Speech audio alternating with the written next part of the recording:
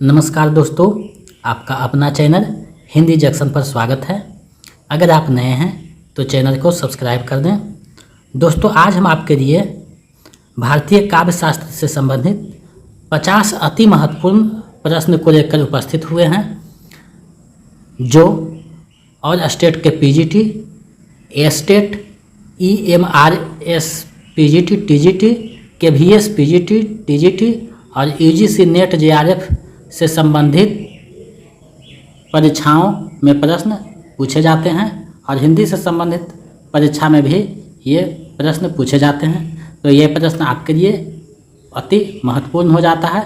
तो उसी से संबंधित 50 प्रश्नों को जो लेकर मैं उपस्थित हुआ हूँ, जो आपके लिए अति उपयोगी है परीक्षा की दृष्टि से। तो आइए इन सब प्रश्नों को देखते हैं। आज का पहला प्रश्न है, इनमें से कौन सा नाम काव्य शास्त्र के स्थान पर भी प्रयुक्त होता है? इनमें से कौन सा नाम काव्य शास्त्र के स्थान पर भी प्रयुक्त होता है? विकल्प ए है काव्य दर्शन, बी है काव्य निष्कर्ष, सी है साहित्य निष्कर्ष, डी है सभी। तो इसका जो सही आंसर हो जाएगा विकल्प डी हो जाएगा। इन तीनों नामों का प्रयोग काव्य शास्त्र के स्थान पे किया जाता है, जो देखने को कहीं कहीं मिलती है। चलिए नेक्स्ट प्रश्न देखते हैं। दूसरा प्रश्न है, भारतीय काव्य शास्त्र के मुख्यतः कितने संप्रदाय हैं? भारतीय काव्य शास्त्र के मुख्यतः कितने संप्रदाय हैं? विकल्प ए है 5 संप्रदाय, बी है 6 संप्रदाय, सी है 7 संप्रदाय, डी है 8 संप्रदाय। तो इसका सही आंसर विकल्प बी हो जाएगा, मुख्यतः 6 संप्रदाय। चलिए नेक्स्ट प्रश्न की ओर बढ़ते हैं। रस संप्रदाय के प्रवर्तक कौन हैं? रस संप्रदाय के प्रवर्तक कौन हैं? विकल्प ए है आचार्य भामा, बी है आचार्य वामन, सी है आचार्य दंडी, डी है आचार्य भरत मुनि। तो इसका सही आंसर विकल्प डी हो जाएगा, आचार्य भरत मुनि जो हैं रस संप्रदाय के प्रवर्तक हैं। चलिए नेक्स्ट प्रश्न देखते हैं। आचार्य भरत मुनि की प्रसिद्ध रचना कौन सी है? आचार्य भरत मुनि का प्रसिद्ध रचना कौन सी है? विकल्प ए है नाट्यशास्त्र, बी है काव्य अलंकार, सी है साहित्य दर्पण, डी है काव्य प्रकाश। तो इसका सही आंसर विकल्प ए हो जाएगा, नाट्यशास्त्र जो है भरत मुनि की प्रसिद्ध रचना है। चलिए नेक्स्ट प्रश्न देखते हैं। 5वां प्रश्न है, किस रचना को पंचम वेद कहा गया है? किस रचना को पंचम वेद कहा गया है? विकल्प ए है रामायण को, बी है महाभारत को, सी है नाट्यशास्त्र को, डी है काव्य प्रकाश को। तो इसका जो सही आंसर हो जाएगा विकल्प सी हो जाएगा। भरत मुनि की जो पुस्तक है नाट्यशास्त्र, उसको पंचम वेद भी कहा जाता है या कहा गया है। चलिए नेक्स्ट प्रश्न देखते हैं। 6ठा प्रश्न है, भरत मुनि ने रसों की संख्या कितनी मानी है? भरत मुनि ने रसों की संख्या कितनी मानी है? विकल्प ए है 7, बी है 8, सी है 9, डी है 10। इसका सही आंसर विकल्प बी हो जाएगा। भरत मुनि ने रसों की संख्या 8 मानी है। वो अपनी पुस्तक जो है नाट्यशास्त्र में रसों की संख्या 8 बताए हैं। तो इसका सही आंसर विकल्प बी हो जाएगा। चलिए नेक्स्ट प्रश्न देखते हैं। अलंकारों की संख्या 4 किस आचार्य ने मानी है? अलंकारों की संख्या 4 किस आचार्य ने माना है? विकल्प ए है आचार्य वामन, बी है आचार्य भामा, सी है आचार्य भरत मुनि, डी है आचार्य मम्मट। तो इसका सही आंसर विकल्प सी हो जाएगा। आचार्य भरत मुनि ने अलंकार की संख्या जो है 4 माना है अपने नाट्यशास्त्र में। वो 4 अलंकार कौन है? उपमा अलंकार, रूपक अलंकार, दीपक अलंकार और यमक अलंकार। तो ये 4 अलंकार जो है भरत मुनि ने अपने नाट्यशास्त्र में माना है। अपने नाट्यशास्त्र जो पुस्तक है उसमें 4 अलंकारों का जिक्र किया है। तो इसका सही आंसर विकल्प सी हो जाएगा। चलिए नेक्स्ट प्रश्न देखते हैं। भरत मुनि ने गुणों और दोषों की संख्या कितनी मानी है? भरत मुनि ने गुणों और दोषों की संख्या कितनी मानी है? विकल्प ए है 13, बी है 10, सी है 15, डी है 11। तो इसका सही आंसर विकल्प बी हो जाएगा। 10 गुण और 10 दोष जो है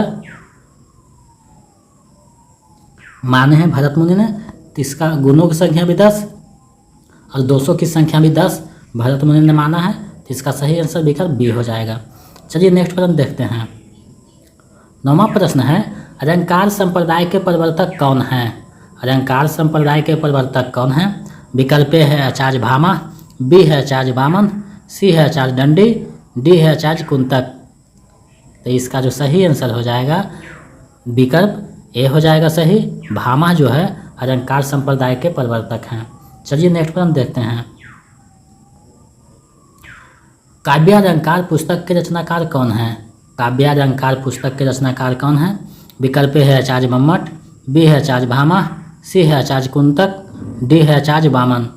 तो इसका सही आंसर विकल्प बी हो जाएगा। आचार्य भामा काव्यालंकार पुस्तक के रचनाकार हैं।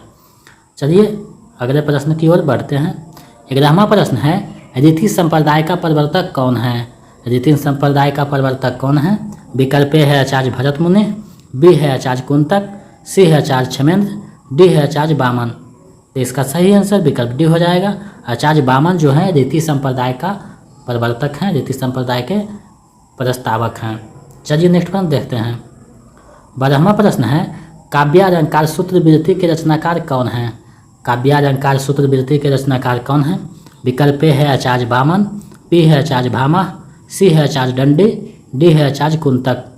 तो इसका सही आंसर विकल्प ए हो जाएगा। आचार्य वामन जो है काव्यालंकार सूत्रवृत्ति के रचनाकार हैं। चलिए नेक्स्ट प्रश्न की ओर बढ़ते हैं। 13वां प्रश्न है, ध्वनि संप्रदाय के प्रवर्तक कौन हैं? ध्वनि संप्रदाय के प्रवर्तक कौन हैं? विकल्प ए है आचार्य वामन, बी है आचार्य आनंदवर्धन, सी है आचार्य भामा, डी है आचार्य भरत मुनि। तो इसका जो सही आंसर हो जाएगा विकल्प बी हो जाएगा सही। आचार्य आनंदवर्धन जो है ध्वनि संप्रदाय के प्रवर्तक या प्रस्तावक हैं। चलिए नेक्स्ट प्रश्न देखते हैं। 14वां प्रश्न है, ध्वन्य रोग के रचनाकार कौन हैं? ध्वन्य रोग के रचनाकार कौन हैं? विकल्प ए है आचार्य कुंतक, बी है आचार्य मम्मट, सी है आचार्य आनंदवर्धन, डी है आचार्य वामन। तो इसका जो सही आंसर हो जाएगा विकल्प सी सही है। आचार्य आनंदवर्धन जो है ध्वन्य रोग के रचनाकार हैं। चलिए नेक्स्ट प्रश्न देखते हैं। वक्रोक्ति संप्रदाय के प्रवर्तक कौन हैं? वक्रोक्ति संप्रदाय के प्रवर्तक कौन हैं? विकल्प ए है आचार्य कुंतक, बी है आचार्य क्षेमेंद्र, सी है आचार्य मम्मट, डी है आचार्य रुद्रक। तो इसका जो सही आंसर है विकल्प ए सही हो जाएगा। आचार्य कुंतक जो हैं वक्रोक्ति संप्रदाय के प्रवर्तक या प्रस्तावक हैं। चलिए अगले प्रश्न की ओर बढ़ते हैं। 16वां प्रश्न है, वक्रोक्ति काव्य जीवितम के रचनाकार कौन है? वक्रोक्ति काव्य जीवितम के रचनाकार कौन है? विकल्प ए है आचार्य दंडी, बी है आचार्य मम्मट, सी है आचार्य कुंतक, डी है आचार्य क्षेमेंद्र। तो इसका जो सही आंसर है विकल्प सी सही हो जाएगा। आचार्य कुंतक जो है वक्रोक्ति काव्य जीवितम के रचनाकार हैं। चलिए नेक्स्ट प्रश्न देखते हैं। औचित्य संप्रदाय के प्रवर्तक कौन हैं? औचित्य संप्रदाय के प्रवर्तक आचार्य कौन हैं? विकल्प ए है आचार्य वामन, बी है आचार्य क्षेमेंद्र, डी है आचार्य मम्मट, डी है आचार्य कुंतक। तो इसका जो सही आंसर है विकल्प बी सही हो जाएगा। आचार्य क्षेमेंद्र जो हैं औचित्य संप्रदाय के प्रवर्तक हैं। चलिए नेक्स्ट प्रश्न देखते हैं। 18वां प्रश्न है, औचित्य विचार चर्चा किसकी रचना है? औचित्य विचार चर्चा किसकी रचना है? विकल्प ए है आचार्य क्षेमेंद्र का, बी है आचार्य कुंतक का, सी है आचार्य दंडी का, डी है आचार्य मम्मट का। तो इसका सही आंसर विकल्प ए हो जाएगा। आचार्य क्षेमेंद्र की रचना है औचित्य विचार चर्चा। चलिए नेक्स्ट प्रश्न देखते हैं। अभिव्यक्तिवाद का प्रवर्तक किसने किया? अभिव्यक्तिवाद का प्रवर्तन किसने किया? विकल्प ए है आचार्य शंकुक ने, बी है आचार्य आनंदवर्धन ने, सी है आचार्य मम्मट ने, डी है आचार्य अभिनवगुप्त ने। तो इसका सही आंसर विकल्प डी हो जाएगा। आचार्य अभिनवगुप्त ने अभिव्यक्तिवाद का प्रवर्तन किया है। चलिए नेक्स्ट प्रश्न देखते हैं। संचारी भावों की संख्या कितनी मानी गई है? संचारी भावों की संख्या कितनी मानी गई है? विकल्प ए है 30, बी है 32, सी है 33, डी है 35। इसका सही आंसर विकल्प सी हो जाएगा। संचारी भावों की संख्या 33 मानी गई है। इसको किसने माना है? भरत मुनि ने। अपने नाट्य शास्त्र में जो है संचारी भावों की संख्या 33 माना है। चलिए नेक्स्ट प्रश्न देखते हैं। वीडियो के अंत तक बने रहिएगा क्योंकि प्रत्येक प्रश्न जो है परीक्षा की दृष्टि से काफ़ी महत्वपूर्ण है। काव्य शास्त्र जो है बहुत महत्वपूर्ण टॉपिक हो जाता है यूजीसी नेट और पीजीटी स्टेट आदि प्रश्न जो है एग्जामों के लिए। तो इसको अच्छे से देखिएगा, ये बहुत जो है गंभीर विषय है, तो इसको आप अच्छे से कीजिएगा और ध्यान में रखिएगा। 21वां प्रश्न है, भुक्तिवाद का प्रतिपादन किसने किया है? भुक्तिवाद का प्रतिपादन किसने किया है? विकल्प ए है आचार्य भट्टनायक, बी है भट्टारक, सी है अभिनवगुप्त, डी है आनंदवर्धन। तो इसका सही आंसर विकल्प ए हो जाएगा। भट्टनायक जो है भुक्तिवाद का प्रतिपादन किया है। चलिए नेक्स्ट प्रश्न देखते हैं। काव्यदर्श पुस्तक के रचनाकार कौन हैं? काव्यदर्श पुस्तक के रचनाकार कौन हैं? विकल्प ए है आचार्य दंडी, बी है आचार्य कुंतक, सी है आचार्य वामन, डी है आचार्य भामा। तो इसका जो सही आंसर है विकल्प ए हो जाएगा। आचार्य दंडी जो है काव्यदर्श पुस्तक के रचनाकार हैं। चलिए आगे बढ़ते हैं। 23वां प्रश्न है, वक्रोक्ति अलंकार को अलंकार का प्राण किसने माना है? वक्रोक्ति अलंकार को अलंकार का प्राण किसने माना है? विकल्प ए है आचार्य वामन ने, बी है आचार्य भामा ने, सी है आचार्य दंडी ने, डी है आचार्य मम्मट ने। तो इसका जो सही आंसर है विकल्प बी हो जाएगा। आचार्य भामा ने वक्रोक्ति अलंकार को अलंकार का प्राण तत्व माना है। चलिए नेक्स्ट प्रश्न देखते हैं। ध्वन्य रोक रोचन के रचनाकार कौन है? आनंदवर्धन का जो ध्वन्य रोक रोचन है उसका टीका यानी ध्वन्य रोक रोचन के रचनाकार कौन है? विकल्प ए है आचार्य धनंजय, बी है आचार्य विश्वनाथ, सी है आचार्य उद्भट, डी है आचार्य अभिनवगुप्त। तो इसका जो सही आंसर है विकल्प डी हो जाएगा। आचार्य अभिनवगुप्त जो है ध्वन्य रोक रोचन के रचनाकार हैं। चलिए आगे बढ़ते हैं। 25वां प्रश्न है, आचार्य कुंतक ने वक्रोक्ति के कितने भेद माना है? आचार्य कुंतक ने वक्रोक्ति के कितने भेद माना है? विकल्प ए है 3 भेद, बी है 5 भेद, सी है 6 भेद, डी है 7 भेद। तो इसका सही आंसर विकल्प सी हो जाएगा। आचार्य कुंतक ने वक्रोक्ति का 6 भेद माना है। चलिए नेक्स्ट प्रश्न देखते हैं। 26वां प्रश्न है, रस गंगाधर के रचनाकार कौन है? रस गंगाधर के रचनाकार कौन है? विकल्प ए है आचार्य वामन, बी है आचार्य भामा, सी है आचार्य जगन्नाथ, डी है आचार्य विश्वनाथ। तो इसका सही आंसर विकल्प सी हो जाएगा। आचार्य जगन्नाथ जो है रस गंगाधर पुस्तक के रचनाकार हैं। चलिए नेक्स्ट प्रश्न की ओर बढ़ते हैं।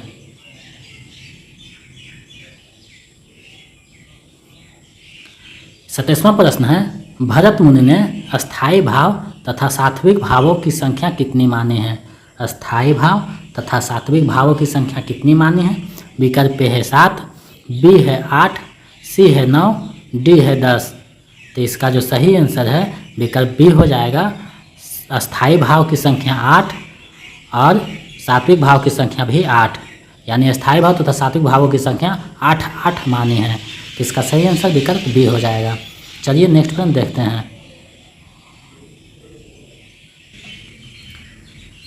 28वां प्रश्न है, साहित्य दर्पण के रचनाकार कौन है? साहित्य दर्पण के रचनाकार कौन है?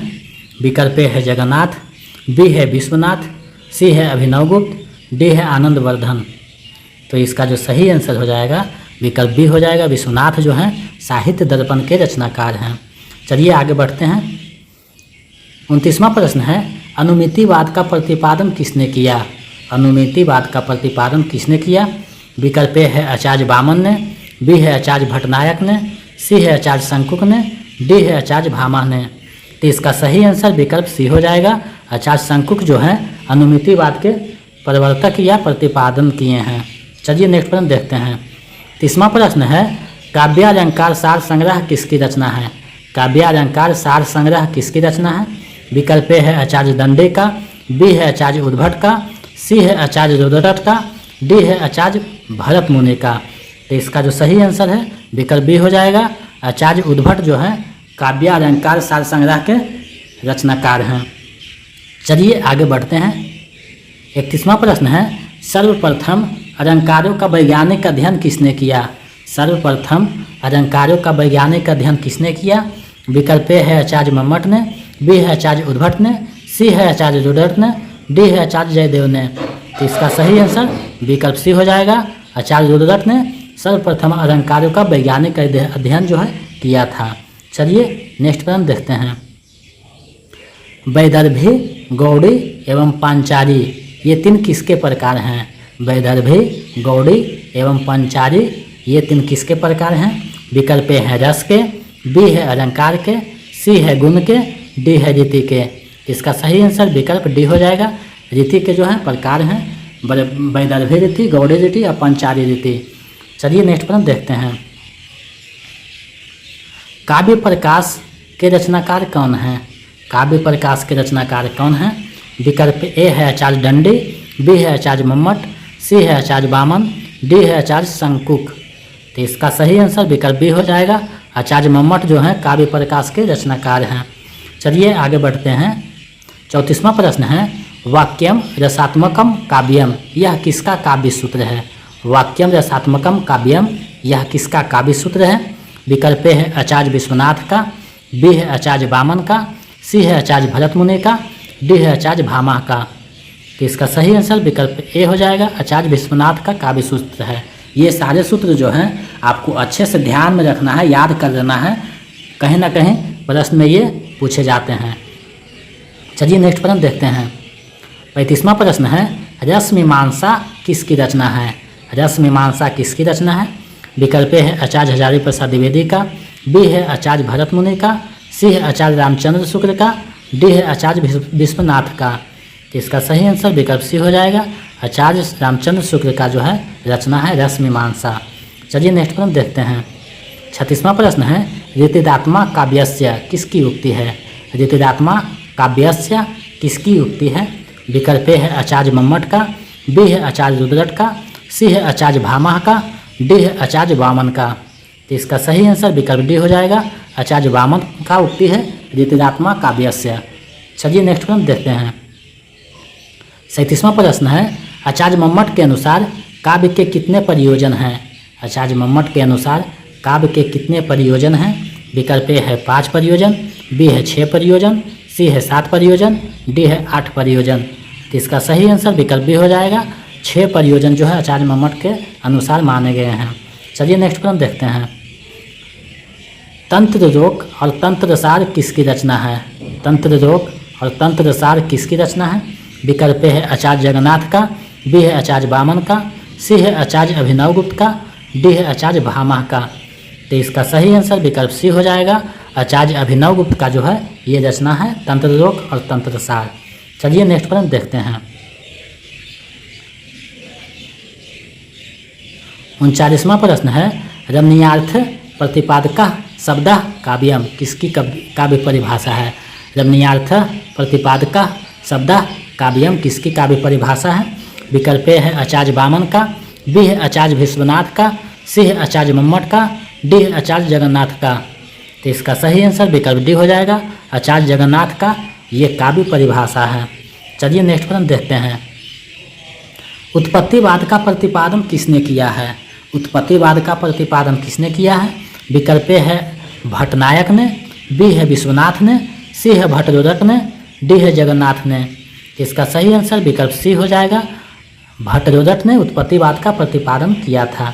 चलिए नेक्स्ट प्रश्न देखते हैं। 41वां प्रश्न है, विभावानुभाव व्यभिचारी संयोगत रस निष्पत्ति संबंधी सूत्र किसका है?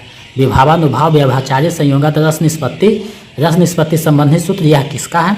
विकल्प ए है आचार्य वामन का, बी है आचार्य जगन्नाथ का, सी है आचार्य भामा का, डी है आचार्य भरत मुनि का। तो इसका सही आंसर विकल्प डी हो जाएगा। आचार्य भरत मुनि का ये रस निष्पत्ति सूत्र है। बहुत महत्वपूर्ण प्रश्न है, VVI प्रश्न है ये, इसको आप ध्यान में रखिएगा। ये जो है VVI प्रश्न है। चलिए नेक्स्ट प्रश्न देखते हैं। भरत मुनि के नाट्य शास्त्र में भावों की संख्या कुल कितनी गिनाई गई है? भरत मुनि के नाट्य शास्त्र में भावों की कुल संख्या कितनी गिनाई गई है? विकल्प ए है 45, बी है 43, सी है 49, डी है 47। तो इसका सही आंसर विकल्प सी हो जाएगा। 49 जो है भावों की संख्या गिनाई गई है, जिसमें जो है अस्थाई भाव 8 है, सात्विक भाव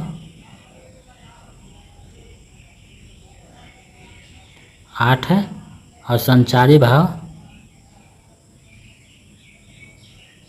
33 है। तो कुल मिलाकर कितना हो गया 49।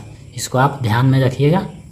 अस्थाई भाव 8, अस्थाई भाव जो है अस्थाई भावों की संख्या 8 है, प्लस सात्विक भाव 8 है, प्लस 33 जो है संचारी भाव है। टोटल हो गया 49। चलिए नेक्स्ट प्रश्न देखते हैं।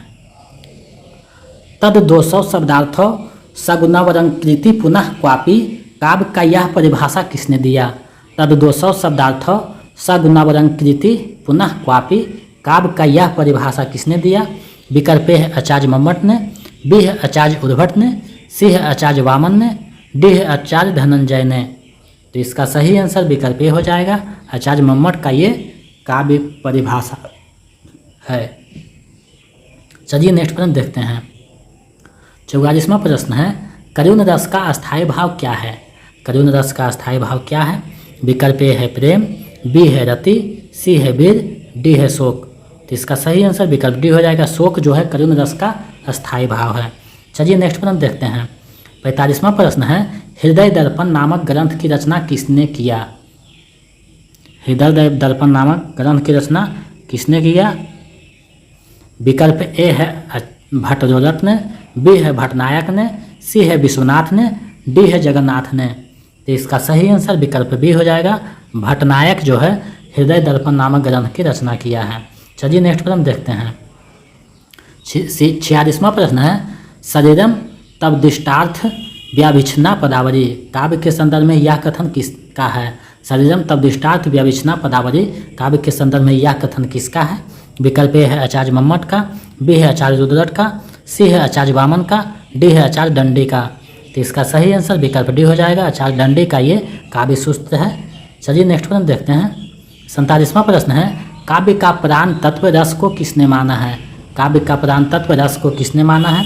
विकल्प ए है आचार्य भरत मुनि ने, बी है आचार्य कुंतक ने, सी है आचार्य जगन्नाथ ने, डी है आचार्य वामन ने। तो इसका जो सही आंसर है विकल्प ए हो जाएगा, आचार्य भरत मुनि ने रस को जो है काव्य का प्राण तत्व माना है। चलिए नेक्स्ट प्रश्न देखते हैं। 48वां प्रश्न है, शब्दार्थ सहितो काव्यम, शब्दार्थ सहितम काव्यम काव्य का यह परिभाषा किसने दिया? शब्दार्थ सहितो काव्यम काव्य का यह परिभाषा किसने दिया? विकल्प ए है आचार्य वामन ने, बी है आचार्य दंडे ने, सी है आचार्य भामा ने, डी है इनमें से कोई नहीं। तो इसका जो सही आंसर है विकल्प सी हो जाएगा, आचार्य भामा का ये काव्य परिभाषा है। चलिए नेक्स्ट प्रश्न देखते हैं। आचार्य क्षेमेंद्र ने काव्य का प्राण तत्व किसे माना है? आचार्य क्षेमेंद्र ने काव्य का प्राण तत्व किसे माना है? या रस का प्राण तत्व किसे माना है? विकल्प ए है वक्रोक्ति को, बी है रस को, सी है औचित्य को, डी है ध्वनि को। तो इसका सही आंसर विकल्प सी हो जाएगा, औचित्य को जो है रस या काव्य का प्राण तत्व माना है। चलिए इस वीडियो को 50वां और अंतिम प्रश्न देखते हैं। अलंकार रत्नाकर नामक ग्रंथ के रचनाकार कौन है? अलंकार रत्नाकर नामक ग्रंथ के रचनाकार कौन है? विकल्प ए है अभिनव गुप्त, बी है मम्मट, सी है शोभाकर मित्र, डी है रुद्रट। तो इसका सही आंसर विकल्प सी हो जाएगा, शोभाकर मित्र जो है अलंकार रत्नाकर नामक ग्रंथ के रचनाकार हैं। तो ये 50 अति महत्वपूर्ण प्रश्न था भारतीय काव्य शास्त्र से संबंधित। ये प्रश्न जो आप लोगों के सामने मैंने प्रस्तुत किया, जो आपके परीक्षा के लिए काफ़ी उपयोगी है। इससे आप लोग अच्छे से कीजिएगा और कितना नंबर आया है वो बताइएगा। आप लोगों के लिए आज का प्रश्न है, वर्तमान में रसों की संख्या मुख्यतः कितनी मानी गई है? वर्तमान में रसों की संख्या मुख्यतः कितनी मानी गई है? इसका जवाब आप लोग कमेंट सेक्शन में दीजिएगा, ताकि हम समझ सके कि आप लोग भी गहरी अध्ययन करते हैं। और अगर आप हमारे पिछले वीडियो देखना चाहते हैं तो डिस्क्रिप्शन में प्लेलिस्ट का लिंक दिया हुआ है, वहां से आप देख सकते हैं। और नहीं तो अपने मनपसंद वीडियो जो है हमारे चैनल के होम पेज पर जाकर देख सकते हैं और अपनी तैयारी को मजबूती दे सकते हैं। और अगर आप नए हैं तो कृपया चैनल को सब्सक्राइब कर दें, ताकि मैं इसी प्रकार आप लोगों के समक्ष महत्वपूर्ण प्रश्नों को लेकर उपस्थित होता रहूं। और आपकी तैयारी को मजबूती प्रदान कर सकूं। अभी जो है MCQ दिया जा रहा है, बाद में जो है आपको लाइव पढ़ाया जाएगा और स्मरणीय तथ्य जो है दिया जाएगा और तैयारी को मजबूत किया जाएगा आपके।